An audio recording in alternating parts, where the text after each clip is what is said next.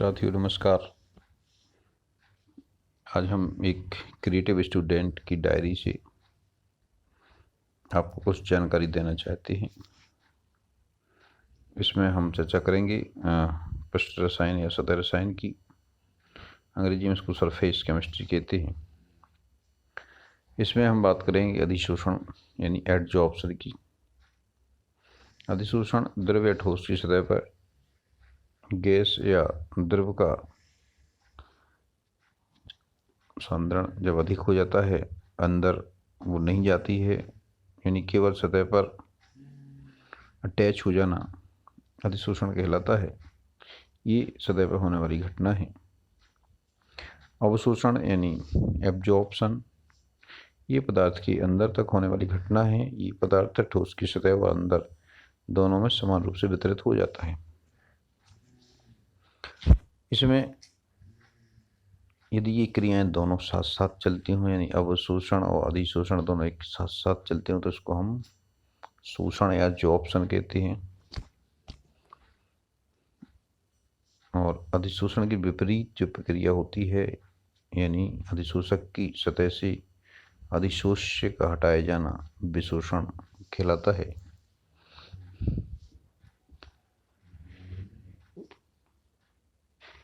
इसमें हम दो शब्द यहाँ आए हैं, अधिशोषक। अधिशोषक वह पदार्थ होता है जिसकी पृष्ठ पर दूसरा पदार्थ अधिशोषित होता है, जैसे प्लेटिनम, पैलेडियम या निकेल अच्छे अधिशोषक होते हैं।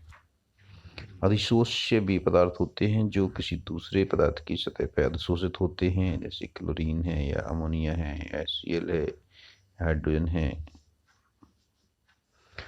ये अधिशोष्य कहलाते हैं, यानी वे पदार्थ जो किसी दूसरे पदार्थ की सतह पर अधिशोषित होते हैं।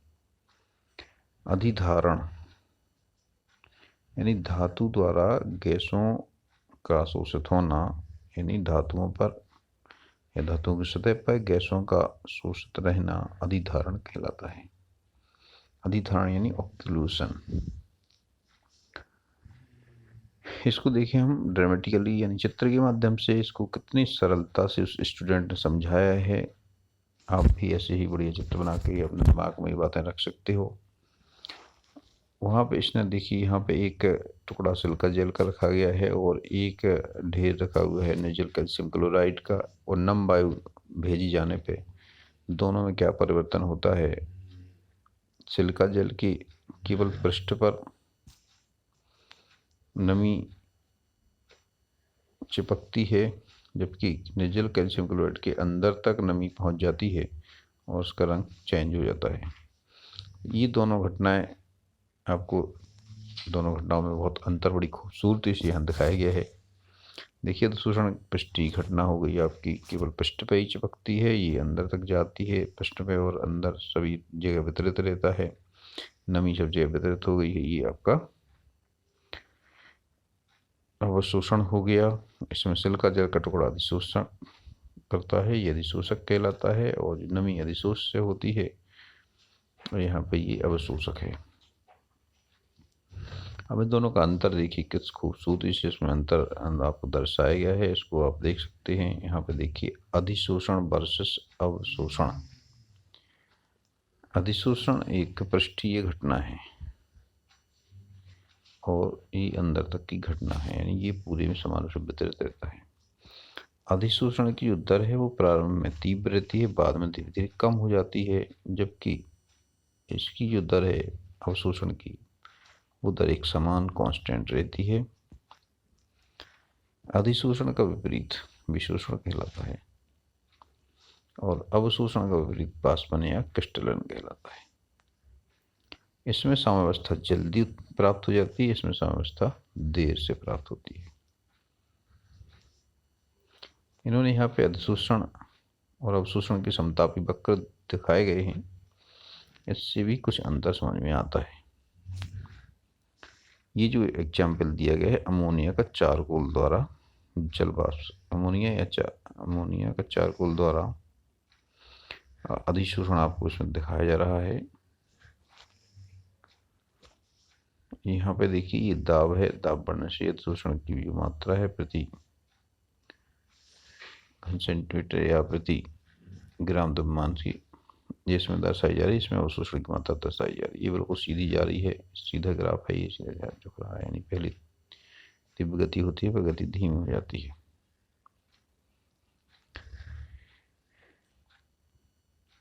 अब आप यहाँ बात करें अधिशोषण एंथैल्पी की, तो अधिशोषण एक सतत ऊष्माक्षेपी विक्रम है, ये आपको पता होना चाहिए। ऊष्माक्षेपी विक्रम आप जानते हैं क्या होता है। ऊष्माक्षेपी विक्रम है ऐसा विक्रम जिसमें ऊष्मा उत्सर्जित होती हो। तो जो अधिशोषण एक सतत ऊष्माक्षेपी विक्रम है, तो इसमें कुछ एंथैल्पी होती होगी। तो अधिशोषण की जो एंथैल्पी, अधिशोषण की ऊष्मा है, वो क्या कहलाती है? अधिशोषण की क्रिया के फलस्वरूप उत्पन्न ऊष्मा की मात्रा या उत्पन्न होने वाला एंथैल्पी परिवर्तन अधिशोषण की एंथैल्पी कहलाती है, और किलो जूल प्रति मोल में मापी जाती है। जैसा कि गिब्स मुक्त ऊर्जा समीकरण से आप जानते हैं, डेल्टा जी बराबर H minus D delta S. Delta G Gibbs मुक्त ऊर्जा परिवर्तन है, डेल्टा एच एंथैल्पी परिवर्तन है, टी परम ताप है, और डेल्टा एस एंट्रोपी में चेंज है। तो हम एच बराबर जी प्लस टी डेल्टा एस लिख सकते हैं। यहाँ पे जो डेल्टा जी का मान होता है वो क्या होता है? नेगेटिव होता है। यहाँ पे हम देख इस अधिशोषण के प्रकारों की बात करेंगे। अधिशोषण के दो प्रकार हैं, भौतिक अधिशोषण और रासायनिक अधिशोषण। भौतिक अधिशोषण में अधिशोष्य और अधिशोषक के बीच में दुर्बल बांडर बल होते हैं, यानी ये जो आकर्षण होता है वो केवल बांडर बाल आकर्षण होता है, ये दुर्बल होते हैं। जबकि रासायनिक अधिशोषण है, इसमें प्रबल रासायनिक बंध होते हैं अधिशोष्य और अधिशोषक के मध्य। इनकी जो प्रकृति होती है वो रासायनिक होती है। इसमें अधिशोषण की ऊष्मा यानी भौतिक अधिशोषण में अधिशोषण एंथैल्पी होती है कम होती है, यानी 20 से 40 किलो जूल प्रति मोल लगभग होती है। जबकि रासायनिक अधिशोषण में ये कहीं अधिक होती है। अधिशोषण एंथैल्पी लगभग 40 से 400 किलो जूल प्रति मोल तक होती है। अधिशोषण की जो क्रिया होती है, जो भौतिक अधिशोषण की क्रिया होती है, वो उत्क्रमणीय क्रिया होती है, यानी इनको हम आसानी से विशोषण हो जाता है इनका। जबकि रासायनिक अधिशोषण की क्रिया अनुत्क्रमणीय होती है। ये अधिशोषण की जो भौतिक अधिशोषण की जो क्रिया होती है वो कैसी होती है? जनरलाइज्ड होती है, यानी सबके साथ होती है, इसमें कोई विशिष्टता नहीं पाई। जबकि रासायनिक अधिशोषण विशिष्ट होती है, क्योंकि इसमें रासायनिक क्रिया होती है, रसायन बंध बनते हैं। तो बंध बनाने के लिए कुछ चीज़ें आवश्यक होती हैं, जैसे अनपेयर इलेक्ट्रॉन होना चाहिए, खाली स्थान होना चाहिए, ये कुछ विशिष्टता लिए होता है। जबकि भौतिक अधिशोषण सामान्य रहता है, यानी किसी धातु पे यदि गैसें अधिशोषित होती हैं तो लगभग सभी गैसें उस पर अधिशोषित होती हैं। जबकि रासायनिक अधिशोषण में ऐसा नहीं होता है। भौतिक अधिशोषण में कई परतें होती हैं, यानी जो भौतिक अधिशोषण होता है वो बहुपरतीय होता है। जबकि रासायनिक अधिशोषण केवल एक परत में होता है। क्यों होता है? क्योंकि रासायनिक बंध तो एक परत में ही बन जाते हैं, फिर उसमें दूसरी परत में तब तक उसकी रासायनिक जो संयोजकता होती है वो संतुष्ट हो जाती है। जब बैलेंस से संतुष्ट हो जाएगी तो नेक्स्ट जो लेयर है वो नहीं बनेगी उस पर। जबकि भौतिक अधिशोषण में ये लेयर बन जाती हैं, एक से अधिक लेयर बन जाती हैं। भौतिक अधिशोषण तीव्रता से होता है, उसका वेग तीव्र होता है, जबकि रासायनिक अधिशोषण का जो तीव्रता होती है अपेक्षाकृत कम होती है। अब हम ताप का प्रभाव देखें तो निम्न ताप पर और उच्च ताप पर भौतिक अधिशोषण अधिक होता है। भौतिक अधिशोषण कब ज़्यादा होता है? निम्न ताप, यानी ताप कम हो, क्योंकि ताप ज़्यादा बढ़ने पर गतिज ऊर्जा बढ़ जाएगी गैसों की, वो निकल जाती हैं सतह छोड़ के। और दाब अधिक होने पर अधिशोषण अधिक होता है। ताप कम होने पर भी सतह से निकलने की संभावना ज़्यादा हो जाती है, इसलिए भौतिक अधिशोषण कम ताप और उच्च दाब पर अधिक होता है। जबकि रासायनिक अधिशोषण इससे विपरीत होता है, ये उच्च ताप और निम्न दाब पर अधिक होता है। इस तरह से ये अधिशोषण और अवशोषण में कुछ प्रमुख अंतर हैं। एक और यहाँ पर परिवर्तन देख लीजिए। यहाँ पे जब पृष्ठीय क्षेत्रफल बढ़ाने से अधिशोषण अधिक हो जाता है, ताप बढ़ाने पे अधिशोषण कम हो जाता है। देखिए यहाँ पे तीर के माध्यम से कितनी खूबसूरती से दर्शाया है। भौतिक अधिशोषण में अधिशोषक के पृष्ठ पर यौगिक नहीं बनते हैं, जबकि रासायनिक अधिशोषण में यौगिक बन जाते हैं।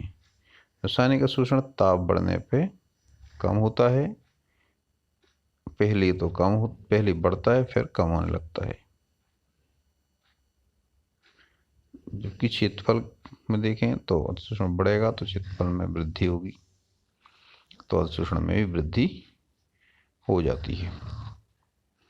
इस तरह से आपको यहाँ पे भौतिक अधिशोषण और रासायनिक अधिशोषण में काफ़ी कुछ अंतर देखने को मिल जाते हैं।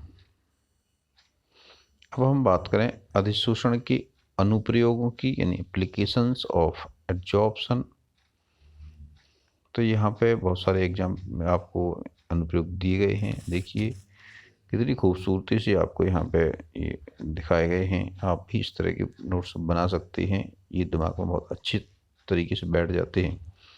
देखिए कठोर जल के मृदुकरण में इसका उपयोग होता है। जियोलाइट्स वगैरह जो होते हैं वो इसी फॉर्म में रहते हैं, शोषण करते हैं। वो आयनों का आयन एक्सचेंज प्रोसेस से वो जल का शोधन करते हैं। ये क्या करते हैं, देखिए कैल्शियम और मैग्नीशियम का जियोलाइट पर शोषण हो जाता है और ये सोडियम आयन द्वारा प्रतिस्थापित हो जाते हैं। इससे जल की कठोरता खत्म हो जाती है।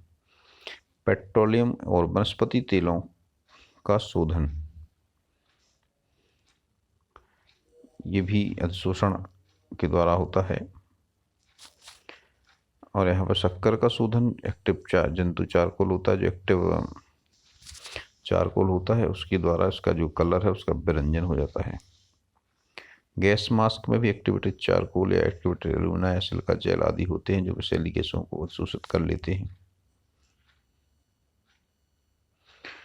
उच्च निर्वात उत्पन्न करने में भी अधिशोषण का उपयोग होता है। ठंडे चारकोल के द्वारा निर्वात नली में जो थोड़ी बहुत गैसें बची होती हैं वो चारकोल द्वारा अधिशोषित हो जाती हैं, इससे उच्च निर्वात उत्पन्न होता है। वातावरण में नमी को सुखाने के लिए भी सिलिका जेल या एल्यूमिना जेल का प्रयोग होता है। आपने थर्मस वगैरह जो बोतल आप नई खरीदो तो उसमें एक जेल पड़ी रहती है, एक पोटली सी रहती है, वो सिलिका जेल की ही होती है। वो क्या करती है, बर्तन में रहने वाली जो नमी है, जो मॉइस्चर है, वो उसको अधिशोषित किए रहती है ताकि उसमें जीवाणु ना पनप पाए। क्रोमेटोग्राफी में भी सिलिका जेल या एल्यूमिना जेल का प्रयोग अधिशोषक के रूप में होता है, या फिल्टर पेपर का उसमें उपयोग होता है। सब अधिशोषण के अनुप्रयोग हैं। अधिशोषण सूचक में जो अवक्षेपण अनुमापन जो होते हैं उनमें सूचक के रूप में अधिशोषक का प्रयोग किया जाता है। अक्रिय गैसों के पृथक्करण में भी सक्रिय चारकोल का उपयोग किया जाता है। उसका सक्रिय चारकोल पर गैसों का अधिशोषण करा लिया जाता है। अधिशोषक अच्छे उत्प्रेरक होते हैं। ये जो धात्विक उत्प्रेरक होते हैं वो अपनी सतह पर क्रिया कारकों को अधिशोषित कर लेते हैं, जिससे वो पास में आ जाते हैं, उनमें संघट्ट बढ़ जाते हैं और प्रभावी टक्करों की संख्या बढ़ जाती है। इसके फलस्वरूप क्रिया तीव्र होने लगती है। कपड़ों की रंगाई में जो रंग बंधक लगाए जाते हैं, जो डाइज लगाए जाते हैं, वो भी उसको अधिशोषित कर लेते हैं, वो भी अधिशोषण का अनुप्रयोग है। और जल के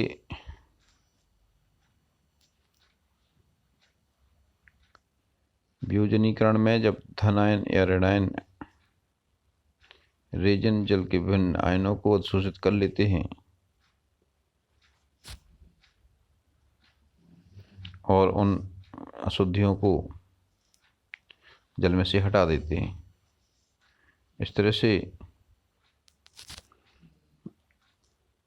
आप देखते हैं अधिशोषण के बहुत सारे अनुप्रयोग इसमें हो गए हैं। चित्र द्वारा बहुत अच्छे से ये चीज़ समझ में आ जाती हैं। आप अपने हिसाब से अपनी बुक को देख करके, अपने नोट्स को देख करके ऐसे कलरफुल अच्छे नोट्स बनाइए, तो ये याद करने में बहुत आसान रहते हैं और पढ़ने में भी मज़ा आता है।